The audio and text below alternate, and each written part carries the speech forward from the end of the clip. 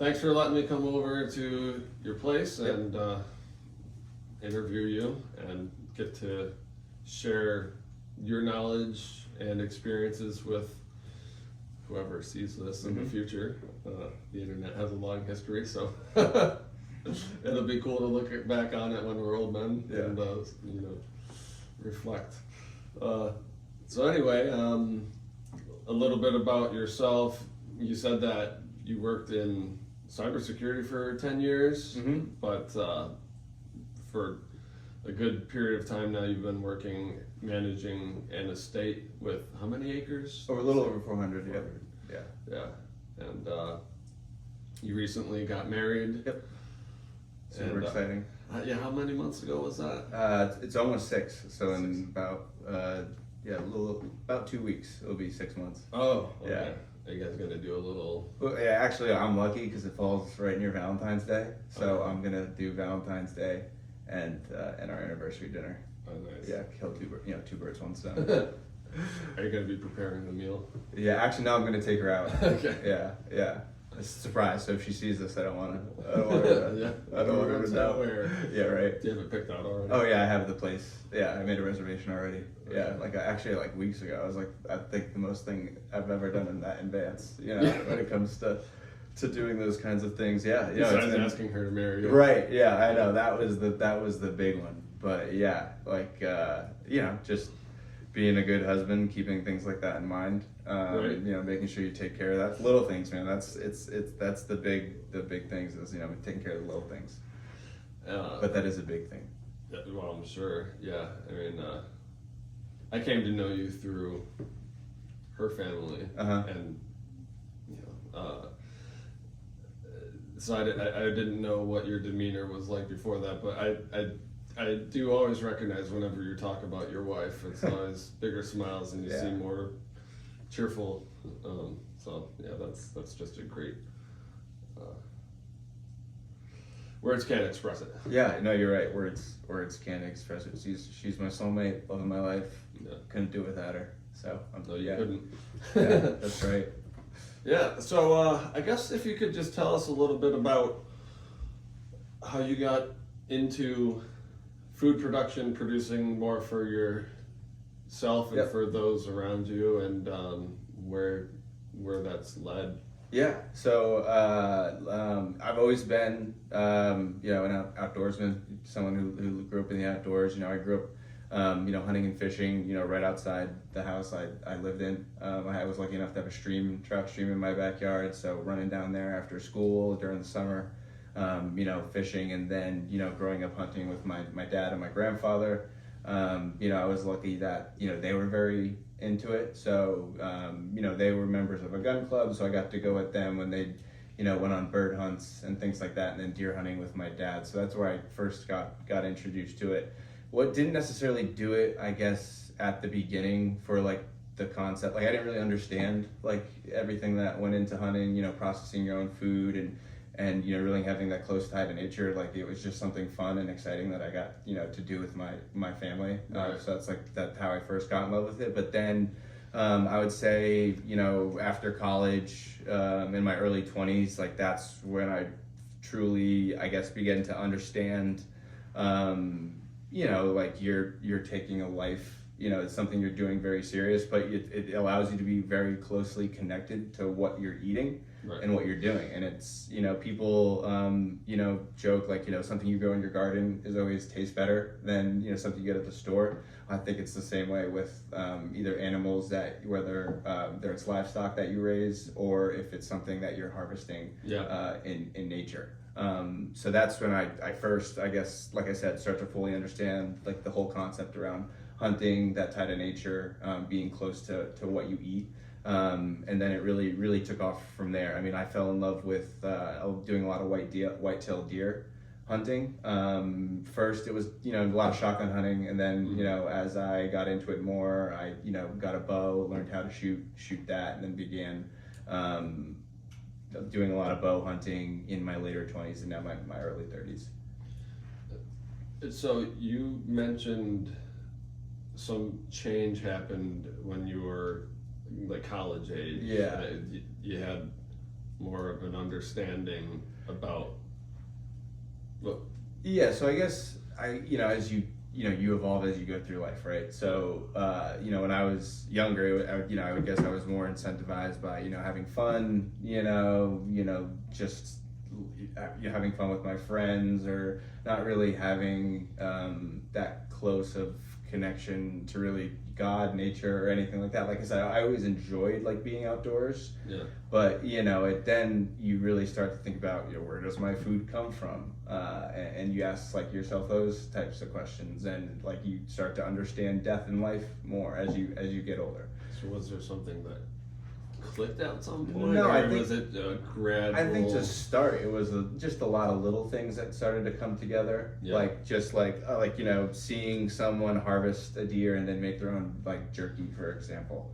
So I was like, oh, that's something I could do. I like to hunt. I like to cook too. So oh wow, I can turn something that I hunt, because I would when we were kids, we would mostly just growing up, we'd take our deer to like a butcher and get it processed, and then so I didn't have that close of a I lost that part of it, I'd say. And then as I got older, and saw people doing different things, I mean, the internet was great for that, like having access to different people who are hunting and posting videos of like how-tos and stuff like that online. So I think it was seeing things like that, like, oh, like I said, like, wow, I can take this deer I shot and make it into jerky, and I'm like, oh my gosh, this is, like I said, the best thing I've ever had.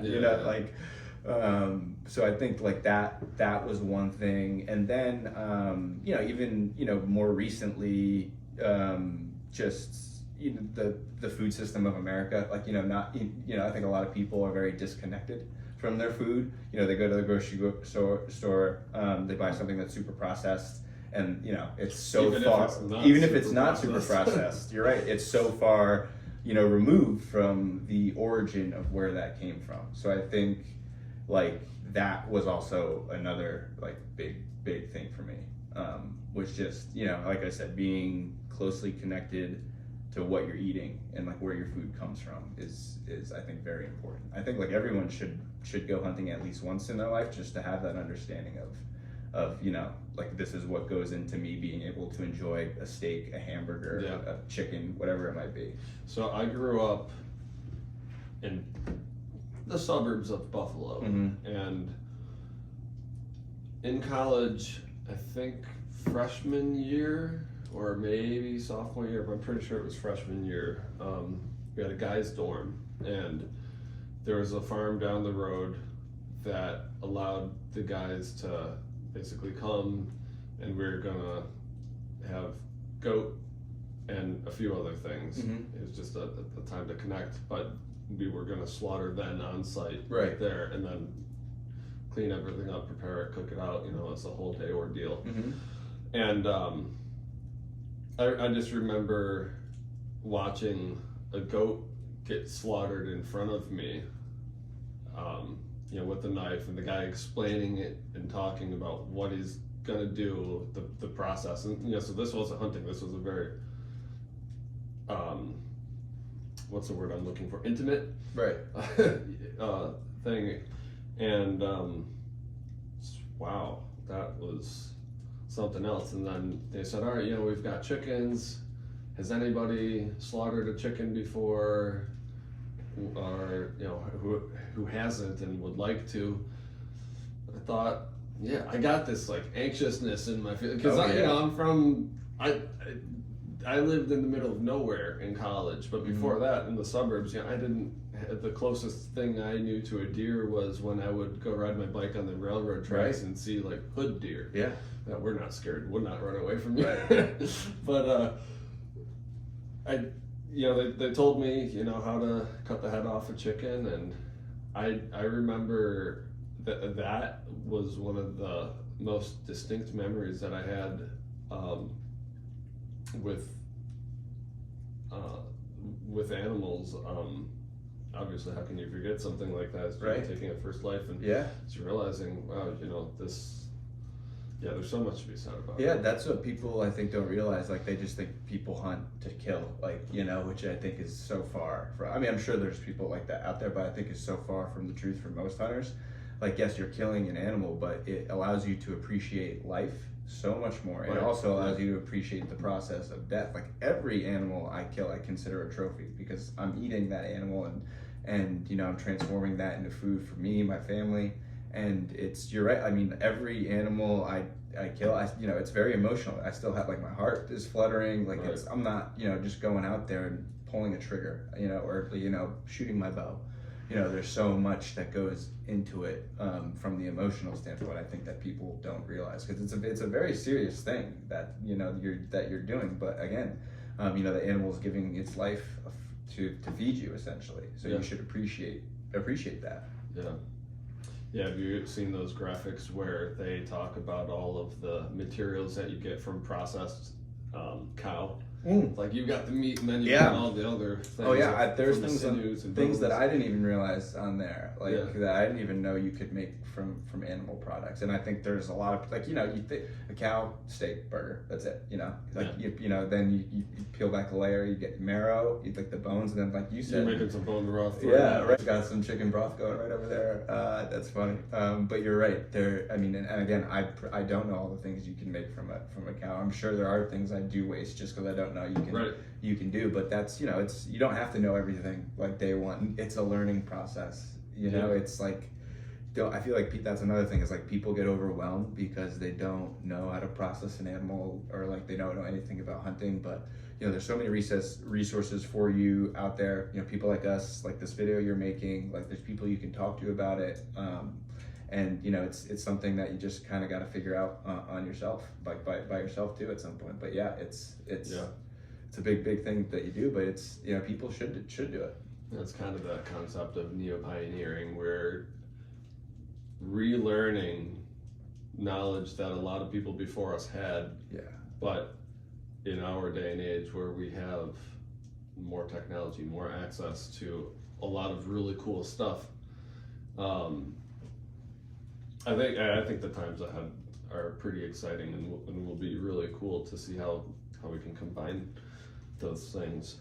Yeah, definitely. Like, it's okay to make mistakes. Like, I'm butchering an animal. I don't know how to cut this steak out. It's fine if you mess up. You can turn that into a burger. It's not a big deal. Burgers are great. Like, it's probably one of my favorite things to make from deer or venison burgers. But like, yeah, it's okay. It's okay to make mistakes. It's a learning process. Relearning knowledge that a lot of people before us had. Yeah. But in our day and age, where we have more technology, more access to a lot of really cool stuff, I think the times ahead are pretty exciting, and will be really cool to see how we can combine those things. Yeah, definitely. Like, it's okay to make mistakes. Like, I'm butchering an animal. I don't know how to cut this steak out. It's fine if you mess up. You can turn that into a burger. It's not a big deal. Burgers are great. Like, it's probably one of my favorite things to make from deer or venison burgers. But like, yeah, it's okay. It's okay to make mistakes. It's a learning process. So, when would you say that you got good at hunting and processing? Honestly, I'd say like the past like few years, like 3-4 years maybe. Yeah. So I lived my most of my life. I went to college in Massachusetts, lived there for a while, and then I moved to California, lived there for a few years, but then I moved pretty much right when COVID started, so in 2020. And like, I've always come back here to hunt, during around Thanksgiving, Christmas. So I've always still hunted when I was home, but now that I'm here all the time, I can scout more. I can take care of the land in different ways to attract deer. Whether it's food plots, bedding, or things like that. And then I also have more space, more tools to do more of the processing. So like last year, I made, I'll call it quote unquote venison prosciutto, where I just pretty much salted and dehydrated a whole venison quarter, sliced it up. It was really good. But yeah, it's been a learning process. I really think like over the last, I'd say, yeah, since probably I moved home in 2020, so the last 4 or 5 years is really when I've gotten my hands dirty and rolled up my sleeves to start doing it more. Yeah. Did you find that you had more inspiration for that because of just a change in life, or was it like a mental decision that you wanted to do that, or did it just kind of happen? Yeah, I definitely think the access to it had something to do with it, but I definitely think, when I look back at where I was in life, and thinking about how I wanted to, the course I wanted to set for my life going forward. I'm very passionate about food. To start, I'm very passionate about hunting. So, I'm pretty passionate about like where my food comes from, like what I'm putting into my body. Food is ultimately fuel.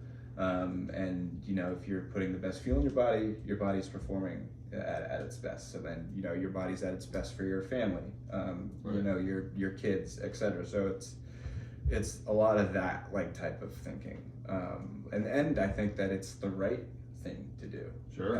I think that it's like I said, people, again, not everyone's going to go out there and kill their own animal. Not everyone has access to land, the equipment they need, etc. I understand that. I'm not saying everyone has to do it, but you should understand where your food comes from, and then I think that will allow you to make better decisions about what you eat. If you're eating wild game because you want to make healthy decisions, then maybe when you go to the grocery store, you choose an organic product over a non-organic product, Right. or like something that's pasture raised over something that's been animals that are raised in slaughterhouses or chicken houses or Yeah. things like mass produced. Yeah, concentrated. Yeah. So I think it was that type of change. Again, just like the person I wanted to be, the type of food I wanted to eat, and then how I just wanted to set my life going forward. So do you mind telling more about what you do on the estate? Oh, sure. So so right now I'm an estate manager. So I manage over a little over 400 acres. And that's everything from being involved with different vendors like the plumbers, electricians, etc. But mostly it's doing a lot of outdoor work. Whether that's taking care of the forestry management program. So we contract with a forestry management company that will come in. They'll do an assessment for the state. Look at the work we've done, and then we kind of get together with them and we'll build a plan for the future. And most of it is dealing with invasive species, so eliminating invasive species, promoting natural species. We do take into account wildlife habitat because my bosses do a lot of hunting. So we want to make sure that we're promoting the best habitat for the deer, turkeys, etc. That naturally live on the property. So that does take a lot of time. The executing of that takes a lot of time. We recently upped what we wanted to do, so we've been doing a lot more. And then those grow back. So just keeping on top of invasive species is a lot of what we do. I try to do that in the winter months just because it's dead. It's drier. I can see. So in the summer, you're driving into this patch of brush and it's like, okay, what's behind this wall of leaves? So a lot like that. And then like I said, so a lot of it is for the plants and the natural species that we're trying to promote. And then the second half of that would be to, like I said, promote like natural wildlife management. But then I do everything like, scouting locations for them to hunt. If they shoot anything, I take care of the processing for them and things, and help them do the tracking and things like that. Okay. So it's more of like I don't want to call myself a hunting guide, but it's like as far as for them, I'm like their personal guide when it comes to hunting the property. I imagine you know the property a lot better than anybody else. Yeah. Right? Yeah. I mean, there's still areas like that are so thick I've never like walked through, but we're getting there. But we have trails around the property. It's mostly fenced in, just for trespassing sake. But it's a nice piece of property. It takes 400 acres. It keeps me busy. It's a full-time job. Right. And how much of that would be open space or fields? So right now we have about 40 acres of agriculture fields, which are farmed traditionally for corn, sorghum, Now they use that they do a lot of bird hunting, so they'll use that as their cover for birds. Okay. And then I would say the rest, so what is that? That's 40 acres, and then a little over 300 or close to 400 is woodland. So it's mostly woods. The terrain does change, so it does get pretty mountainous and steep in some areas, which are the areas that are more difficult to take care of. Just access, because your plants are growing on a hill face. It's hard to get down there and take care of them, but it's dangerous. But yeah, it's a good like for hunting and wildlife. It's good because it's diverse. They have your fields, woodland, bed, cover, food. So it's a nice little sanctuary for them. Do you have a favorite spot out there somewhere that? I have a couple good locations that I actually just found this year. Recently, I got into saddle hunting, which is it's a mobile tree stand hunting method. Okay. So essentially, you have different sections of ladder that you use to get up into the tree, and then you have a rope system that's in a harness that's anchoring you to the tree. So essentially, it's like you're sitting in a little hammock, Okay. And I really like it because like when I was scouting this fall, doing some in-season scouting, I saw during the rut when deer are mating, I noticed a lot of deer in one area. So I was that afternoon I just went, set up in where I saw them. I was able to call in a nice buck, a nice mature buck, and harvest them. So it was a lot of fun. But it allows you to be setting up a tree stand can take an hour, 2 hours. It really depends. Right. And then cutting shooting lanes and things like that. But if you can find a good tree with a couple good shooting lanes that you don't have to do any cutting or preparing, it allows you to be a lot more mobile.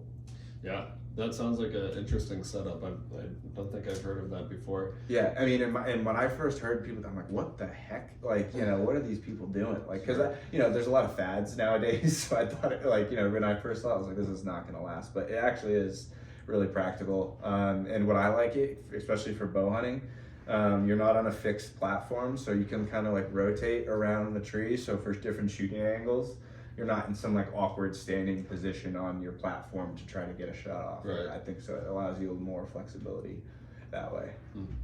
And just go back and for the audience, if you could tell us what calling in a deer is. Yeah. So during the rut is when calling deer is most effective. So the deer are mating. And really, the only thing on a male deer's mind is finding a fertile doe. They really ignore their overall health. They don't eat, don't sleep that much. Like they're really just on a mission. Deer in the headlights. Yeah, right. Exactly. So during that time, deer are susceptible to rattling antlers. So if they hear bucks fighting, why are these bucks fighting? There's a mature doe in the area or a fertile doe in the area that they are fighting over. So if I'm a deer that is also looking to mate and I hear that, I might want to go check that out. Right. Or like you can do different calls like grunting, doe bleats, and things like that, different pitches, signal different things. So it's really just a matter of if I had my call, if I had my grunt call, I would, but I can't do it from I can't do it from my mouth. I mean, I've stopped deer with my mouth, like just doing something like that. Right. If you're trying to get a deer to stop, but using a grunt call, and then that's also something that's like newer to me too, is doing things like that. Because recently I got into duck hunting, so that is a very vocal game. Like you're like making noise all the time. Where deer hunting, I don't do a lot of blind calling. Like more if I hear something, if I see something off in the distance, I'll try to get their attention. Right. Because I think it's nice to hunt. If you're hunting bucks during the rut is the time to do it because they're a little dumber. Deer have very good senses of smell and hearing, but they might ignore or usually do ignore some indicators that would normally tip you off because they're so focused on reproducing. Right. So they're just thinking, I have to find this doe and I Right. have to be the one Like that's mate. yeah, that's it. Like that stick snapped over there up in that tree. Yeah, that doesn't matter. That's Or probably like just that another smell. buck and I'm gonna Right. beat him up anyway. Yeah, like that smell. That doesn't smell like a deer, but I really don't care right now. Yeah. So Yeah, it's you have more room for error during that period of time. So how does that differentiate between hunting for a doe? Doe hunting, you can do. I mean, he has. I mean, different seasons: shotgun, bow, winter, fall, permit, and 6-day firearm season, etc. But I mean, they pretty much have a season open from the end of September to the middle of February. So I mean, hunting does. If you are hunting for meat, you could put a pile of corn in your backyard somewhere out in the woods. Deer will come to corn is attracted to them, or just finding areas that they eat, like oak flats, or they love any type of nut, chestnuts, acorns. They love those types of food sources, so finding food sources like that. And then we do live in a really big agricultural area, so deer are gonna be eating your corn, your sorghum, different crops that you grow, like they're attracted to and they will eat. So just finding kind of access paths to those areas, between where they sleep and where they eat, is probably the best way to go about shooting a doe. Now, do they ever go through a period where, like the bucks, they lose their senses or their wits about them, or how do they act? Because you normally see a lot more does together, or younger deer with the doe, right? Yeah. So like earlier in the year, like the summertime, you'll see groups of bucks together, or like bucks hanging out with does more often. But then as you get closer to hunting season or closer to the rut, they're like, we're not friends anymore, man. Like, get away from. Like, you'll see them fight. Like, the playful fighting will turn into serious fighting. They'll kind of separate themselves.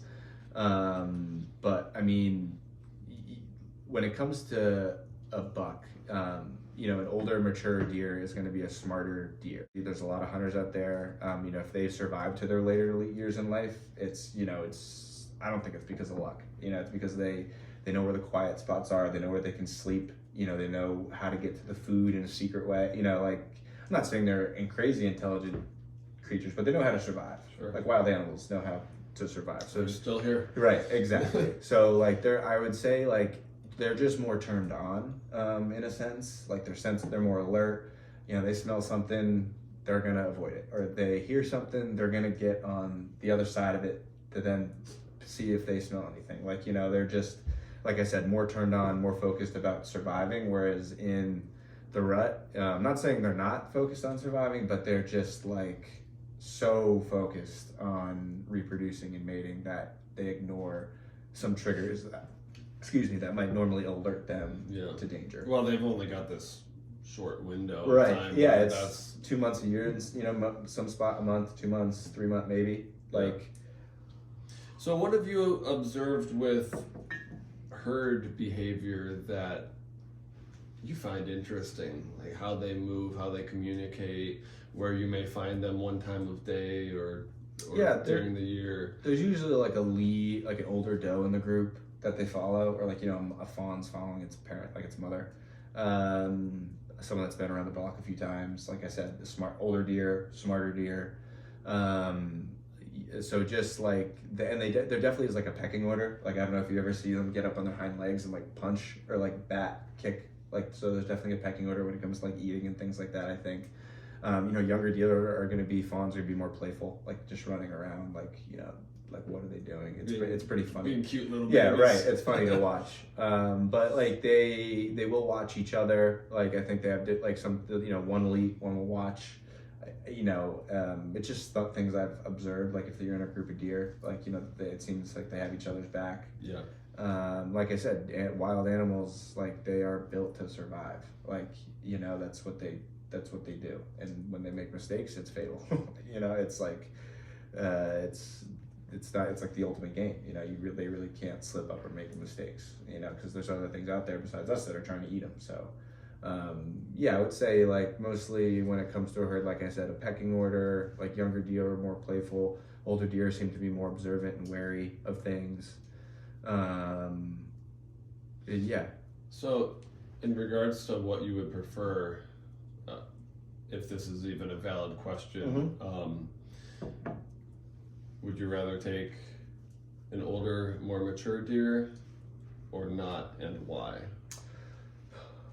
Yes, in the sense of that is probably the most difficult thing to do is kill an older deer. Like I said, because they've been around the block a few times, and it like just tests your skills as a hunter more. So in that sense, yes. I will say that like a 2 or 3 year old deer is probably the best eating deer, just because it's a younger deer, the meat's more tender. Like you think about a cow, like when they're harvesting a cow, it's year 2, like 2 years roughly. Yeah. Or a 6-year-old laying chicken. Yeah, right. Yeah, or like exactly, like a broiler. 8 weeks for a broiler, and then like your like 4-year-old layer that's getting turned into soup, or like an older cow's getting turned into ground beef. Like so. When you think about it, the best eating deers are younger, just because they're a younger deer. The meat's more tender. It's not as tough, and so. But in terms of like testing myself as a hunter and my skills, I would like to shoot a mature animal. But I mean, I'm also an opportunist, so if I need meat in the freezer, I'm not going to pass up a younger deer. Yeah.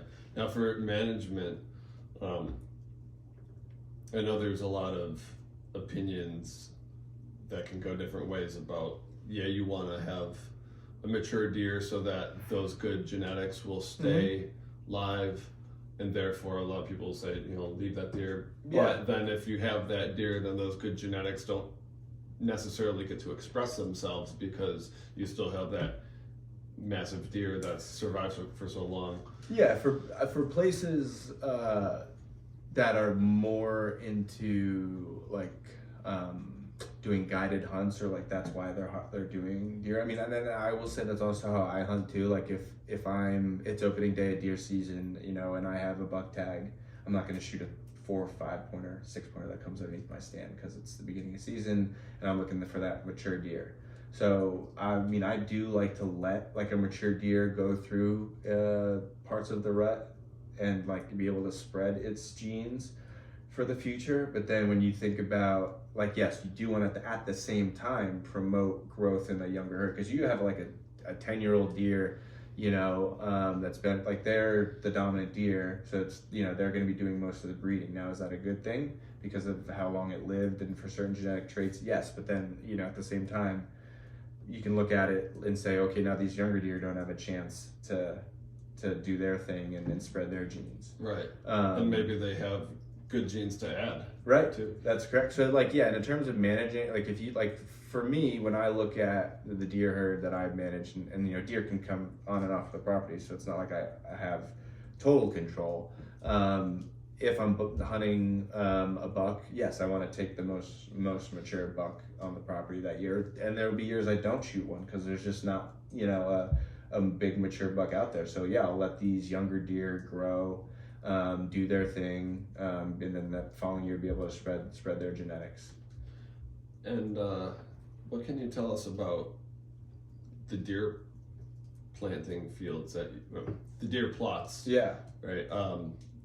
It's kind of like you're farming wild deer. It sounds like. Yeah. Right? Yeah, because I mean, I guess when you look at it that way, if you are making that point, you're farming wild deer, then I mean, I don't think you're looking at hunting the right way. But I mean, because yes, you could make that. I guess that's what you're doing. And there are states that have the no baiting laws, like you can't put out corn. But when you think about how to hunt like an animal, like, okay, if you say that, then they're like, okay, at what point of the day do you want to shoot it? Do you want me to say, hey, Mr. Deer, at 2:00 today, on your way to get lunch, I'm going to shoot you? Right. It's just, I think, as a hunter, I'm like, okay, when are my opportunities to do this that are the most ethical? Like, I'm not gonna shoot a deer through like a bush or like, something with a lot of sticks with an arrow that might deflect, shoot it in the gut. Not saying that's never happened to me, because it has. Like, an arrow, it hits a little further back than you want, or not exactly where you want to land it. Yeah. But like, I'm looking to harvest that animal as ethically as possible. Yeah. So that means like not only putting into practice with whatever weapon you're using, like also like, where am I going to do that? Like if a deer is relaxed, it's not alert, that's the best opportunity for me to shoot that deer, or harvest that animal. is when it's in a state of relaxing. And and there's so many worse ways a deer could get hit by a car, get eaten by a coyote while it's still alive, Yeah. So I'm trying to end that deer's life as quickly as possible when it's in a state of, I guess, relaxation. So I guess like the whole hunting over food thing, like to me as a hunter, that's my best opportunity to kill a deer is like I said, is when it's not alert. It's when I can make sure that I'm taking the most ethical shot possible. And that is the difference between farming and raising for production's sake versus Right. Just trying to hunt and manage. But you do plant some food for them, correct? Yeah, I do get like different mixtures of food. Like they do And why? farming on the property that's separate, but I do plant some like different mixtures. Not saying I don't think I necessarily need to, but I'm trying to do it in a sense of like where I want to draw deer. So if I'm setting up a food source, that means I ultimately want them to come there. And I'm also doing it for their health and nutrition, like planting different types of things like radishes or clover, allowing them to have different nutrients throughout the year. But I mean, I'm lucky the property I manage that there is like a lot of different acorns and nuts that they can harvest. So I mean, like sometimes if I put out feed for them or I have a food plot, they'll walk right through it and head towards acorns because that's what they prefer. It's crazy. Yeah. But yeah, so if I'm setting up a food plot, I'm like in my head thinking like, okay, what am I gonna set up? So like I said, that not only to attract the deer, but like so they have nutrients throughout the entire year. So like a heavy acorn crop, maybe I want something that maybe some later season or earlier season things, depending on what are the other food sources in your areas. Like beans are usually early. So if you're doing earlier hunting, beans are good for earlier in the season. Then you want to leave some standing corn for later in the year. So there's a lot that goes into it. Okay. Yeah. Thanks. Yeah. Standing corn and planting other stuff you talked about on the property, there is a lot of bird hunting going on. Yeah. So what kind of bird hunting is going on and why use corn and sorghum to help with that? So my bosses just really enjoy doing upland bird hunting. It's something they really enjoy. So we get birds every year from a distributor in Harrisburg, Pennsylvania, that does over 60,000 birds a year for different state agencies and things that supplement kind of the what used to be like the natural population of. Now there are like game reserves and stuff that obviously import more than would have naturally been there. But the corn and the sorghum is used for cover for these, so like the fields. So we can either do like just open releases where we'll just release birds and then they'll hunt. What kind of birds? Pheasants and chuggers, rednecks. Okay. And they'll wherever they land. But then I will stock fields. So they'll do stock field hunting. So they have the ability to control where they want to hunt based on what's the best wind for their dogs, and like how many birds they want to hunt that day. So we will do some of that, but yeah, the sorghum really is it provides great cover. It's a lower growing crop, only gets about 3 or 4 feet high, and then we can cut it down a little bit or harvest the heads to get it at a good height for the birds. And then the corn, just again can do the same thing. Have you noticed any of these stocked birds start to help repopulate the property? No, I haven't, and I do try to sometimes either get extra birds myself or like release. Some get away, and I'm like, okay, maybe they'll grow, mate, and something. But I mean, these birds they're not wild birds. They were born in someone raised them, grew them. They don't really have that like wild traits that they need to survive. So I think they found this with birds they try to reintroduce from the wild is like you can't really do birds that are raised by humans because they don't have that like what's that sound, right? Like they just think, oh, maybe that's my person coming to give me food, or like I'm not saying that's exactly what they're thinking, but they just don't have that flight or fight trait that they really need to survive. So when they've actually regrown bird populations, they usually have more success when they take wild birds from other states or other areas and then try to do it that way because they're still wild, you know, so they have those inherent traits built into them. But no, I really haven't had, I mean, you know, and there are other farms that do stocked hunts around me, so sometimes I'll get like a stray that flew in, but no, you know, we have a lot of coyotes and foxes and weasels and things like that on the property. There's natural predators for them.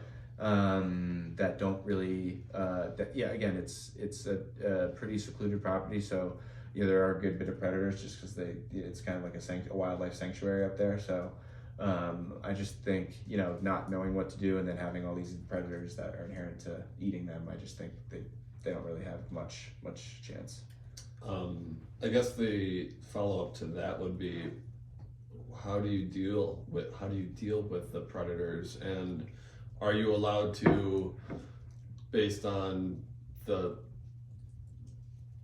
requirements that the property itself has to undergo, or you know, what does that look like for your property management? Right. I haven't done much in terms of predator management. You know, you can get coyote tags, fox tags to harvest them. You can get farmers can get tags. You get a depredation tag for a bear. So, you know, if you have a bear that's wreaking havoc on your corn, you can get a tag to the state to harvest that bear. You got a bear recently. I did. I harvested a bear this year during hunting season. So that's one way to do it. It's just through your hunting seasons. You know, you can manage your predators that way, and that's how I started doing it this past season, was by harvesting, you know, a bear during the second season, so in the late seasons when I got my bear. So that's one way I've kind of attacked it.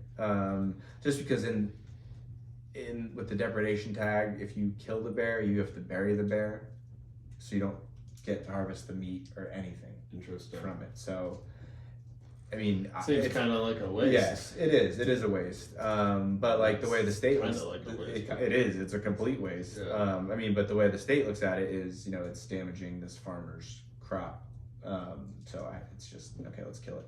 You know, like it's. I mean, it's not, I guess, necessarily the best way to look at the problem, to address the problem, because like in my head I'm still like, why wouldn't you be able to harvest this bear? I guess like they don't want to promote hunting outside of hunting season, like that's so, like they don't.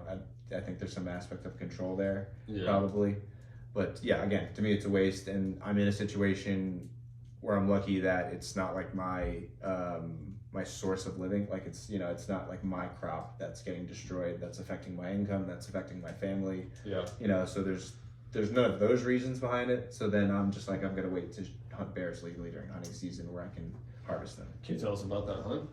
Yeah, it was.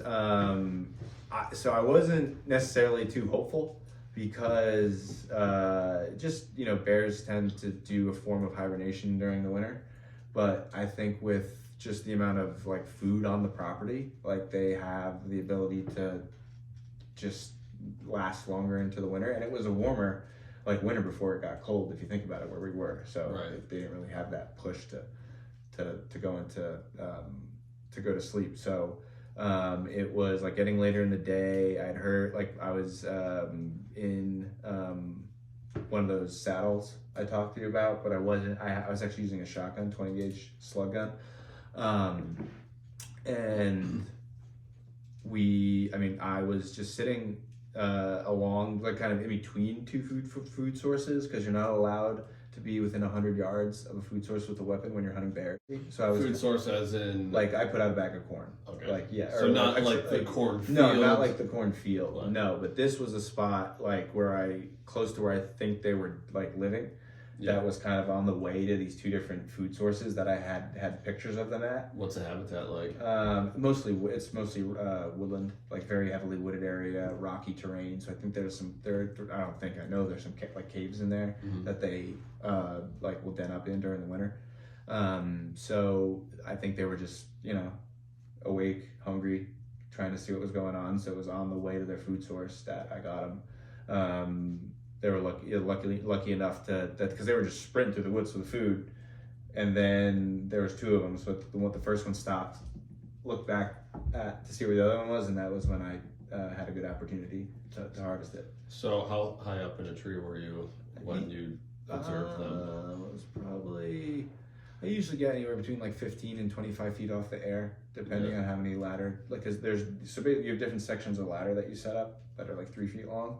Okay. So I have 3 or 4 of them. So I think I was probably like 15, 20 feet up in the air. Not crazy high, like in a good like spot in between a few branches. And how far out from the tree were The bears bear, running? the You bears, said they were running through, right? yeah, they were like, started like at the angle they took 40 yards, and then probably got out to like 60, 70 yards from where I shot the first bear that came out.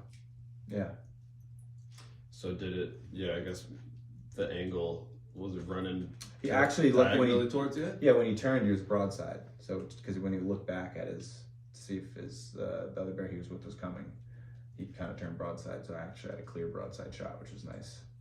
Okay. Yeah. And so you see this bear stops and turn. How long did he stop for? I mean, it was probably everything kind of Before you took the shot. Yeah, it was a few seconds because I was kind of looking that way because I was like, okay, well, I pretty much have this zone to shoot in.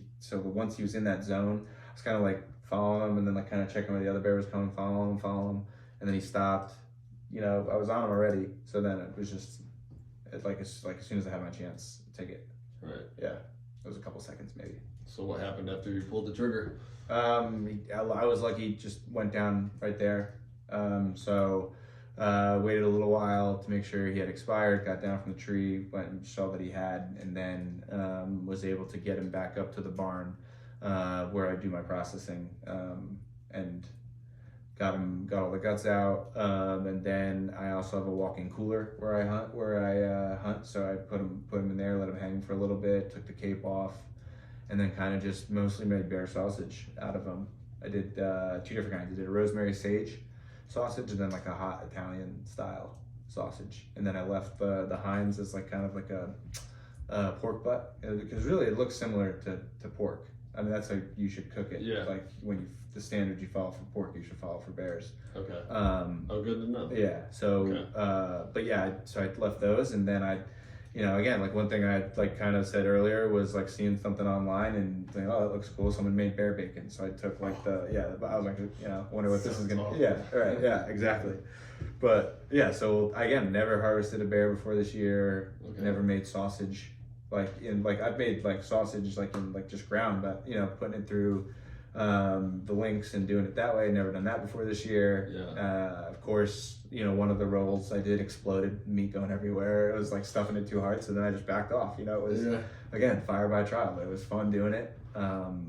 Again, it's like really exciting. I haven't had any yet, but I've heard it was really good. I'm super excited to try it. You heard it was good. Yeah. My wife's parents, they had it. Yeah. Yeah.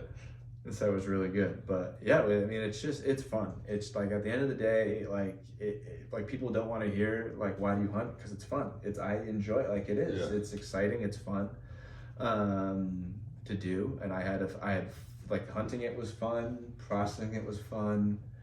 Turning it into sausage were fun. Yeah, exactly. And I gave it, to people as presents for Christmas. I made a bunch of jerky from a deer that I had harvested, and then I'd given some sausage from the bear I made, and like they were super excited to get like this stuff that I had taken the time, because like I think when you get something like that from a person, it shows that they put the time and effort into making this thing. Like even if I don't know how long that thing takes to make, right? That's like it means something. I guess is a little more.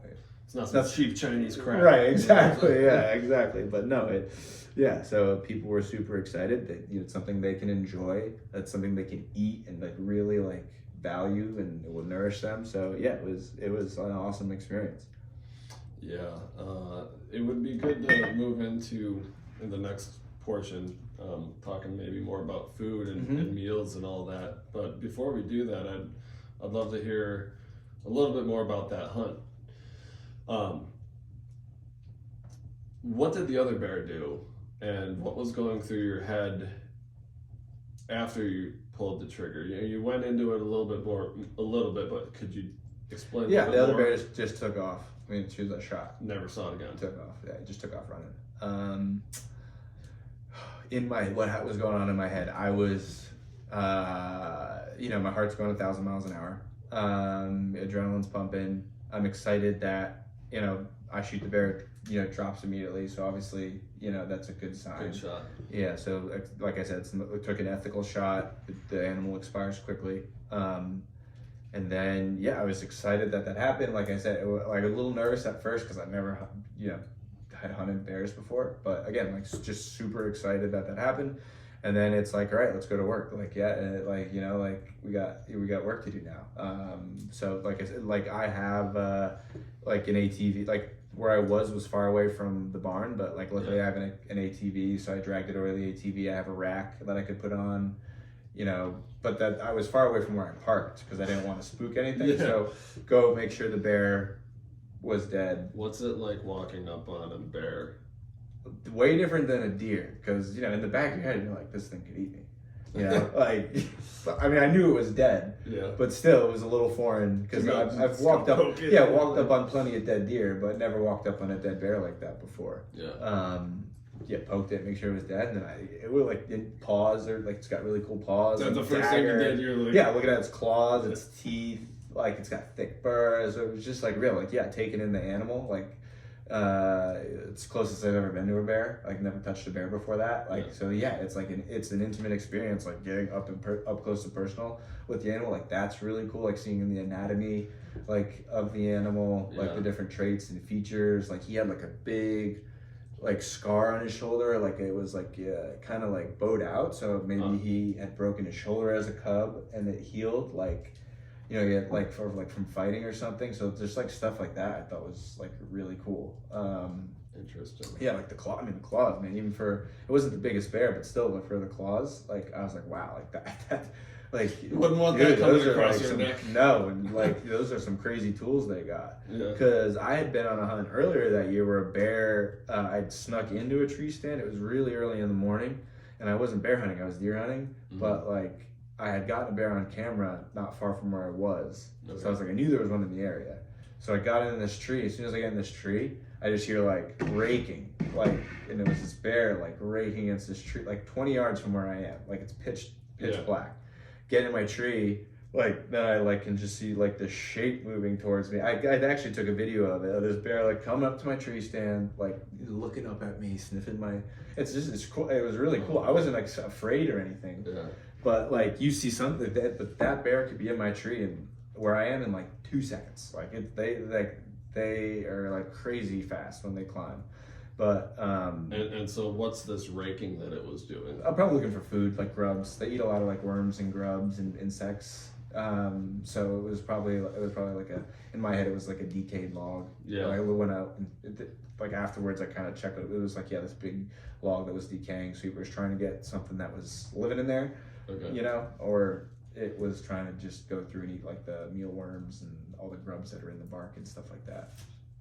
Interesting. Yeah, it was cool. It was a cool experience. I never had that happen to me before.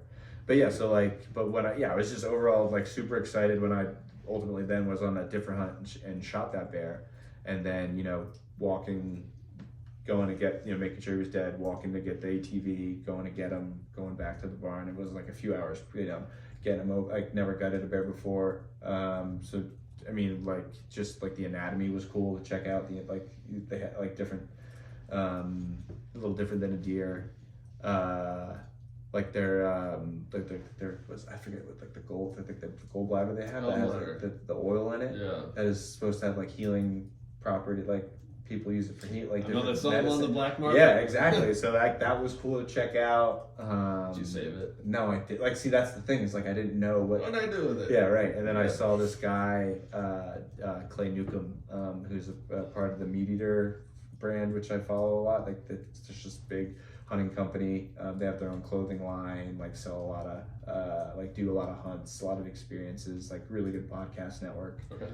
But anyway, like then I see a video on Instagram of him like squirting it into a cup, like a bear that he'd harvested, saving it. And he's like, yeah, it's like, you know. So I was like, oh, I could have saved that. Like, I just like didn't know at the time. So did you know how to process it, or did you look up Just a from YouTube like, video? I did watch a video of the Steve Rinella, who's the founder of Meat Eater. Like Okay. I watched a video of him like doing like the whole thing. So I did watch that a few times before because I do want to make a cape with the hide myself. I figured you said. Yeah, so I didn't do it yet just because I didn't have time, so I just cut it off and I froze it. Okay. How did you freeze it? What was the process of making sure that you'll be able to keep just like skin to skin, like kind of folding it in half, making sure like the skin was touching the skin, and like rolled it up, and then I just took like 2 heavy duty like contractor garbage bags and like double bagged it like airtight as possible. So it's just chilling in your freezer for your wife to find? Yeah, right, yeah, exactly. Honey, well, honey, what's for dinner? No, yeah. I did that with the fox one time, and I told myself I was going to make slippers for my wife or something, and then never happened, but yeah, we get those coming around the farm a lot, and I'm like, right. See, like, take my chickens. Yeah, see, like I like if I like got into predator hunting, which is something I'm thinking of doing with the coyotes, I want to make like a big blanket or something like that, you know. So that would be cool. But yeah, so I froze the hide, and like I said, I processed the meat myself. Yeah. So when you started to do that, what does it look like on the inside of an animal that takes a gunshot wound? It depends on what you hit. It can be really clean, like if you just hit the lungs or the heart or something. You hit the guts, the intestines, or something like that, it's gonna be messy. You know, you're gonna have some digested food or whatever they're eating, like mixed some feces, possibly mixed into the meat. But I mean, the guts are like they're in a sack within, like it's all encased within the animal. So you have the inside of the rib cage, which so like the whole inside of the animal is lined. So you got like it's not like your guts are touching the meat, you know. Essentially, there's a lining, and then the guts are in like usually in like a sack. So when you like go to gut a deer, like you want to like cut through that like loosely so the guts fall out, and then like try not to pierce the guts. Yeah. And then ultimately, I mean, the easiest way to do is go up through the chest cavity, find the heart, find the vocal cord or the esophagus rather, cut that, and then you can pretty much just drag because it's all attached, and just pull that all out, and it's like one big pile, and then you can get your liver and your heart, you know. Very similar to I've processed thousands of chickens. Yeah.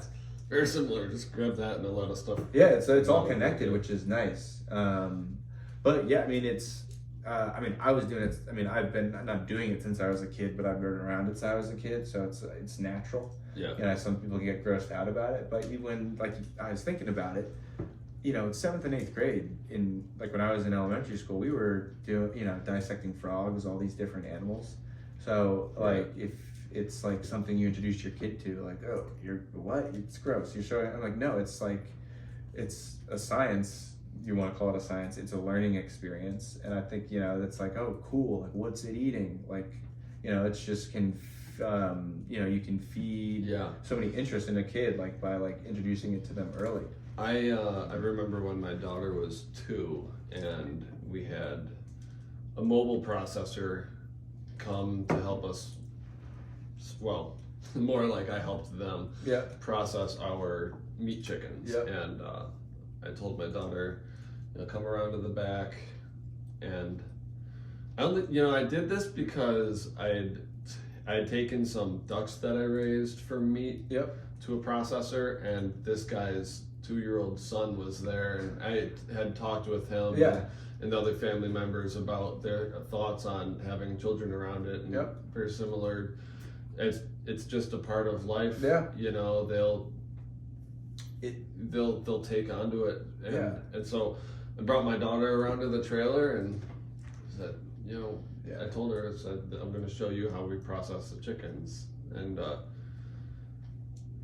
she saw them go in the cone, neck gets slit, bleeding out. You know, at some point they start shaking, and she said, Daddy, what's that? I said, he's going through the death throes. He's dying. And then they go in the scalder, come out of that, go in the plucker, spins it around, takes all the feathers off, and then pull them out. And she says, Daddy, is that alive? No, it's dead.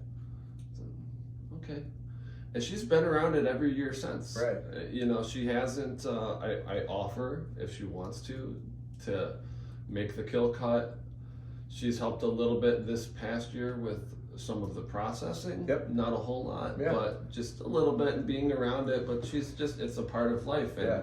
tell her, you know what, we're thankful for these animals. We're Yeah. thankful, and this is why we take care of them.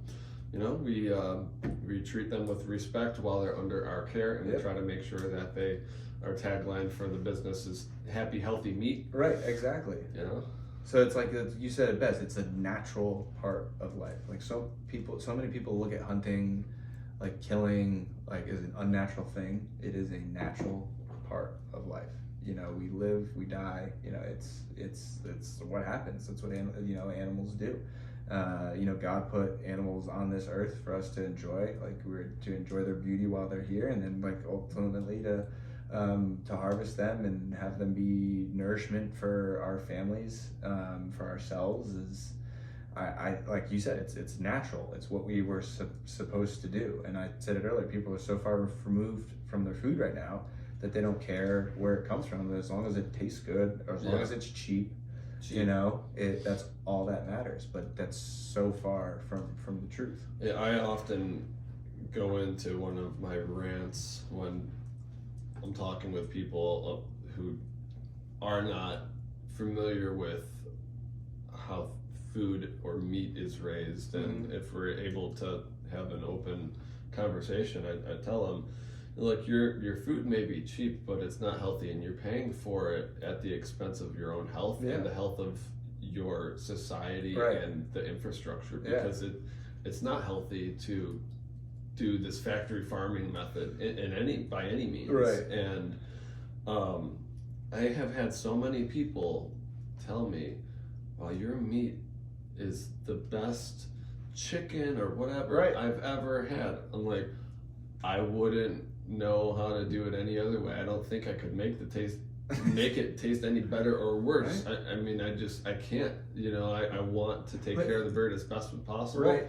And it's just going to taste the way it does because I'm trying to make it happy and healthy. Right. But you're letting that chicken like live its chickenest life, or you know, like just doing that, it's the best chicken that someone's ever had. You know, just letting that chicken graze, you know, scratch at the dirt, eat some insects. You know, you're giving it food, water, like, you know, shelter, like just allowing that chicken to do its thing. Like it's like way more nutrient dense than something that's getting pumped with protein, you know, like steroids and you know, different what am I trying to say, vaccines and things like that, or like, going through a bleach poop water. It's crazy. Or get like, you know, pieces of meat getting injected with water and who knows what else, like, you know, it's so crazy. But it's like, you know, sometimes when you see someone that eats like the opposite of the way we've been talking, you just want to shake them and be like, it's so simple just to go to your local farm. Like, I'm not saying everyone has access to food, but it's like, go to somewhere that's selling, it doesn't have to be organic. Like, you know, like, you know, you can go a step back, but I feel like it's a lot easier than people are making it out. I believe so too, and that's one of the main things with my business. I try to help people do more for themselves. Because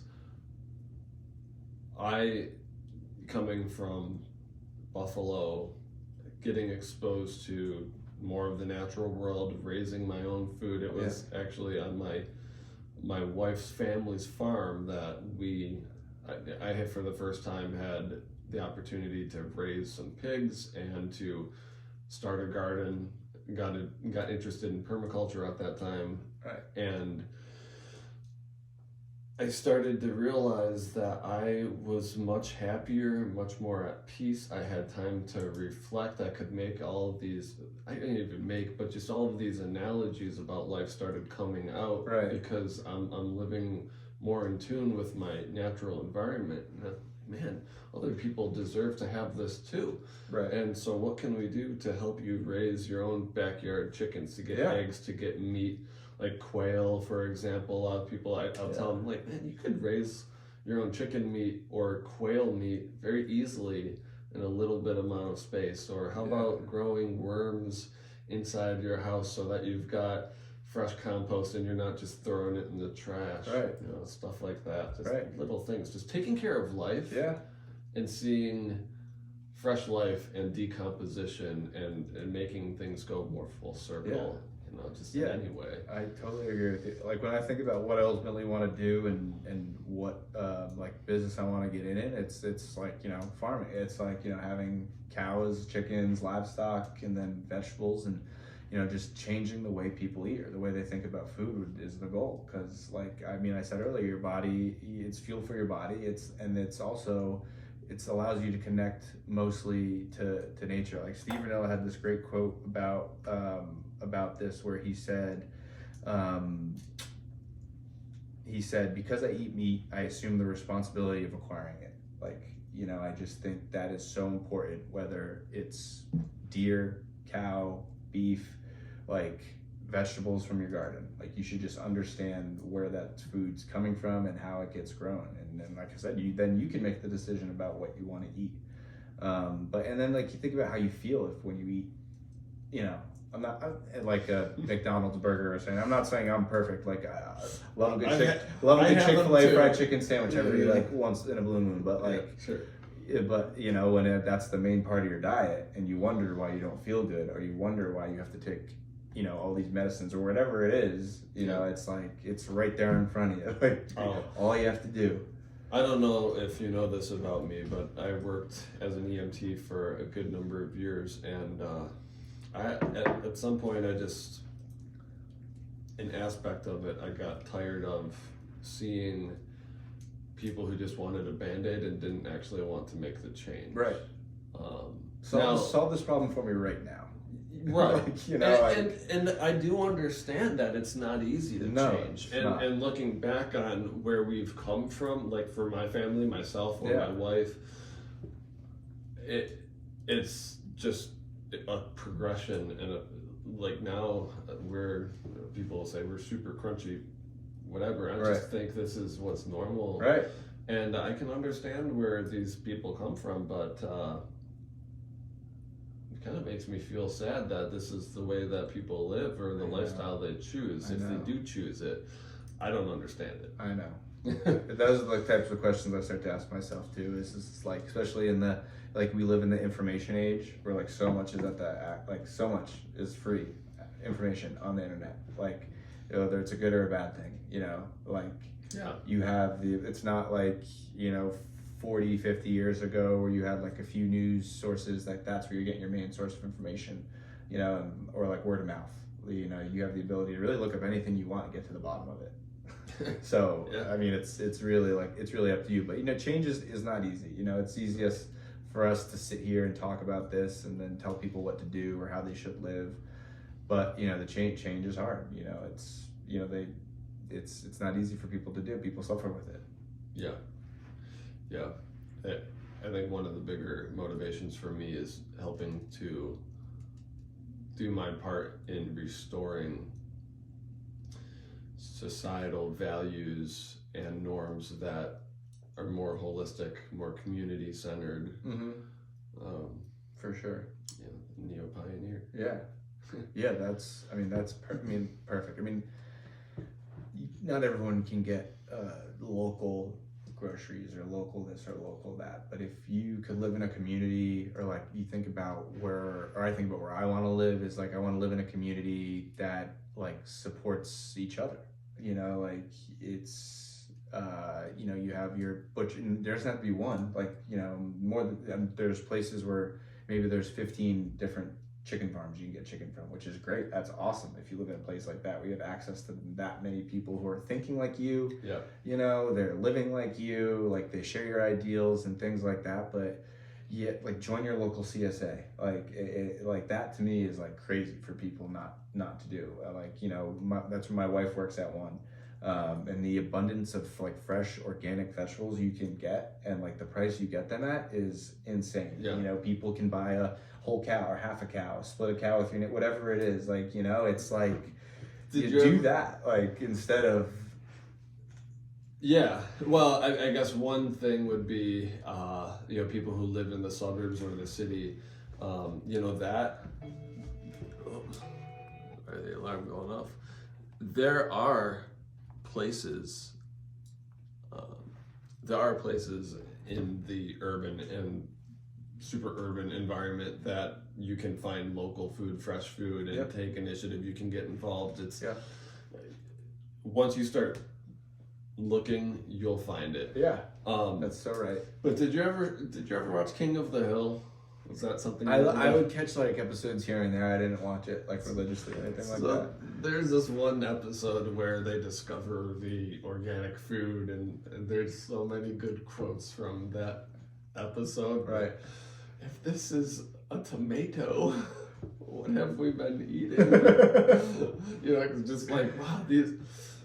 I think Hank said, Bobby, tomatoes don't taste like anything. Right. That's funny. They're not supposed to, But I just remember for us eating carrots that we grew for the first time, and especially leaving them in the ground over winter because we don't harvest ours. Yeah, I heard about that. Yeah, that's cool. And they get so much more flavor, and just pulling them out, it's like, awesome. I mean, they really are just so good. So what experience do you have raising stuff that you're not hunting? Stuff that I'm hunting. I've done broiler chickens before. Not a lot of birds, but outside, I mean, that's only like, I guess, livestock I've done. I mean, I've always had a garden. Like growing up, I had one in the backyard. I have a pretty big garden right now. Probably a little bigger than it should be, to be honest with you. But yeah, I know, right? But yeah, a lot of gardening, and then like from gardening, I got into like preserving and canning. So like my grandfather was a big canner, preserver, jellies, jams, like pickles, pickled vegetables, like you name it, sauces, things like that. So I think like one of my favorite things he ever made were these like bread and butter pickles. Yeah. That I'm like sure were a ton of sugar. Yeah, a ton of sugar. Yeah. When I'm a kid, I'm like, this is great. You know? Yeah. But like those are awesome. So like I was like, oh, I gotta make these. Like learn how. I mean, I always loved like cooking and food, and then like you think about like I want this to taste the best, or the best it can. Yeah. I want the best ingredients. Like growing like some awesome vegetables. Like just starting to think like that way. Like what's the best way?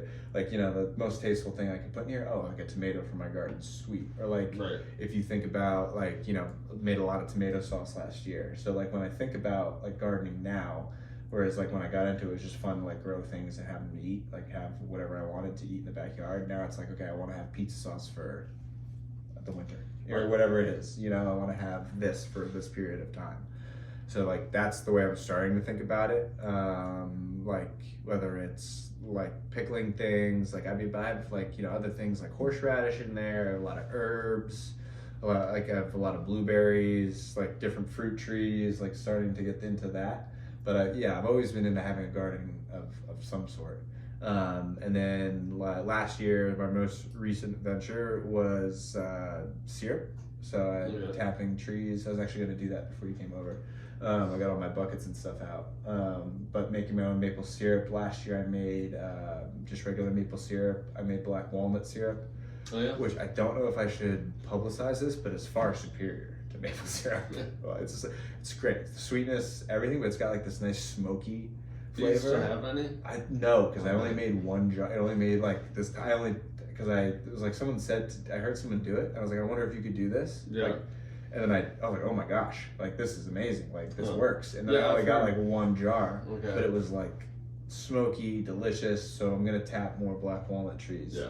That wood is beautiful too. Everything about that tree, when you burn it, when you look at it. I know. That's the thing is like, if I told a logger or like a carpenter I was tapping black walnut trees, they'd probably pull their hair out. Like, what are you doing? You're ruining the veneer or like the wood. But yeah, no, they're great. They're great trees. And then I heard like some people make like liqueur from the walnuts themselves. Like make black walnut liqueur, which I'm interested in trying. Yeah. But you need the walnuts when they're green. With the husk. Yeah. So I'm gonna wait. I'm probably gonna do that this year. But yeah, syrup last year was super fun. Again, something I've never done before. Like my dad had like this backyard syruping book from like the 70s that I read, like little paperback, 20 pages. Was more about the guy's relationship and jokes with his wife than I think it was syrup, but like it was a good, just one of those like classic old time read books, but it was good. And then like again, I looked some stuff online. It was awesome. Like again, had so much fun doing it. like another learning experience, something that I'm going to continue to do. Because I mean, again, like syrup is another thing. Like, yes, it's a treat. Like, it's not the most healthy thing for you, but a lot of syrup that you get at a grocery store is not pure maple syrup, high fructose corn syrup. It's or you don't know how it's processed. Where if I'm just taking it from my backyard and then boiling the water that I'm getting down into syrup that I'm putting in a mason jar, done. Well, it is a complex sugar too, so it's a more stable sugar, doesn't spike you and drop you so much, and then you get those vitamins and minerals. That's right. Even drinking the maple water is delicious. That's what I was gonna say. The best time up in Vermont when we lived there was people come out of the woodwork and everyone's got maple water. That's in everybody's exactly. It's so cool. You gotta make sure you clean it because it can mold easier. Right. Yeah. Exactly. Like that's the one thing that I like is like filtering it, like running the sap or the water from the tree through like a cheesecloth or something. Yeah. And then also making sure it doesn't like mold up on you. Because it's got sugar in it, so it's not just water. It can do that. But yeah, that was fun last year. And then something I also did. I made shagbark hickory syrup. So you take the bark from the tree, clean it, then you roast it, and then you boil it for a period of time, and it gives off this really smoky, it's like a tea. You almost make a tea, and then you can sweeten it and then boil it down to the consistency of syrup. It's really good. I have some of that I can give you. I would love to try it. Yeah. I know tree bark, deciduous tree bark especially, many kinds have been used for medicine and stuff. Well, I guess more than just deciduous, there's evergreens through like spruce and fir. But I don't think I've ever heard of. Yeah, I mean maybe that's. I've seen it in some of these old medicine books. Yeah, but maybe that's just how they did it. I know it's like it was so just something.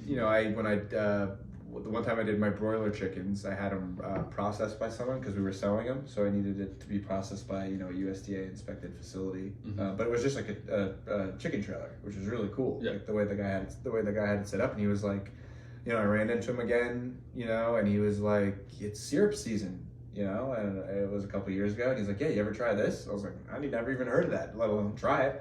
Did it, and it was awesome. It was again, just something you don't hear of, but I could walk out into the property I manage. I found a shagbark hickory tree, took a couple pieces of bark.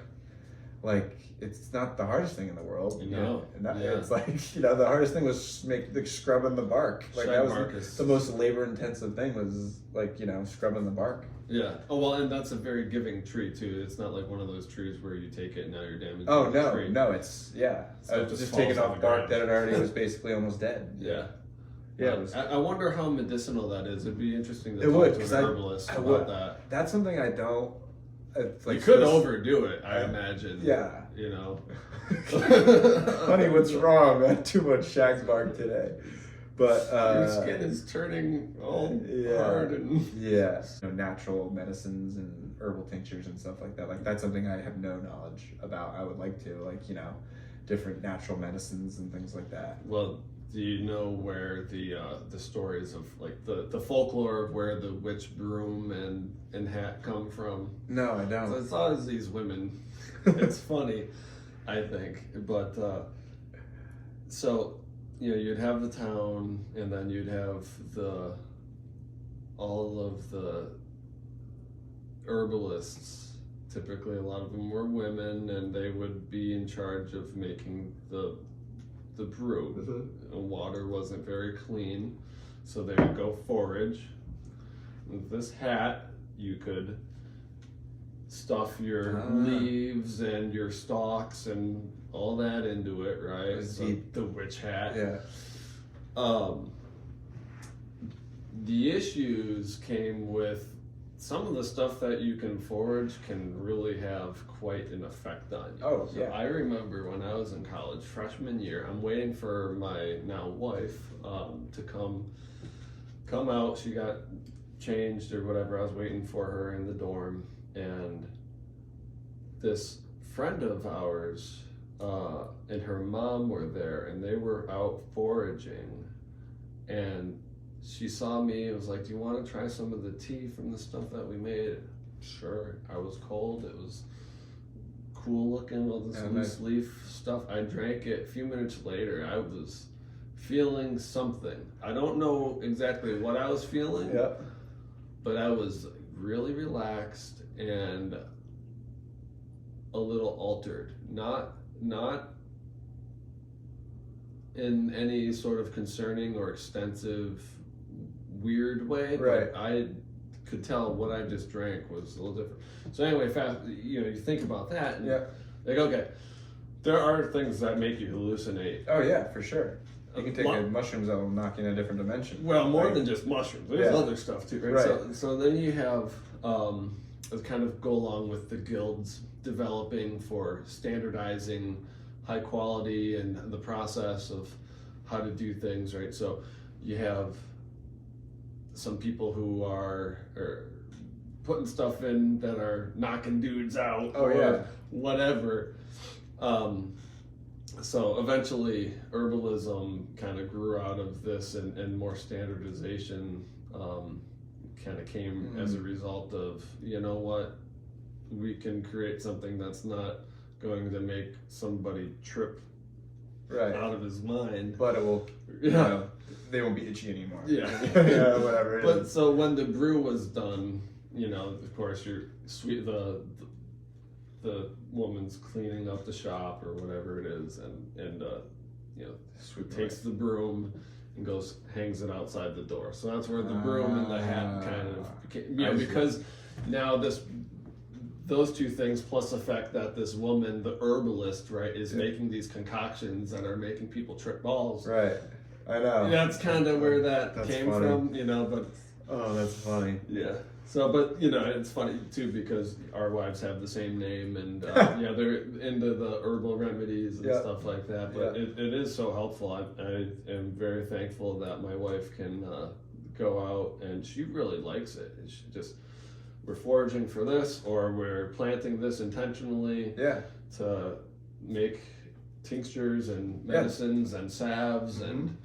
I think it's just like forgotten ways, like it's just like people, that's awesome if you have a headache, sore muscle, whatever it is, and just can go out in your backyard and get something that will help. Drink a natural tea, not have to, Advil, Tylenol, whatever it is, not have to rely on stuff like that. Yeah. But yeah, just again, because it's something you'd rather know than not know, right? And it's something I have no knowledge about, but I'm interested in learning about. Yeah, I've told a lot of my newer employees when we're going and managing properties, because what I do for work, we help people grow food for the environment and for themselves. So oftentimes it's very easy to find mint. Yeah. And say you're a little dehydrated or you got a headache. Yeah. Go grab some mint. Yep. Chew it up, swallow it, put it under your gum or under your tongue and your gums or whatever. Rub it on your forehead, behind your ears, the stem of your neck, all that. And like, wow. Yeah. I'm like, yeah, man, it's just mint. It's there's a lot right more there. cooler Yeah, stuff right. I could It's right chew. there. Yeah. Readily available. Yeah. Well, we've probably covered a lot of information that people will be happy to hear about. Cool. And thanks for making it interesting and entertaining and allowing me to come over here and take up some of your time. Yeah. I'm really thankful for it, and it's been cool getting to know you a little bit more. Yeah, super exciting. It's fun to share these ideas and talk about this stuff. Hopefully get more people interested, more people excited. So for sure, Yeah. definitely. Yeah. All right, man. Awesome. Thank you. Thank you.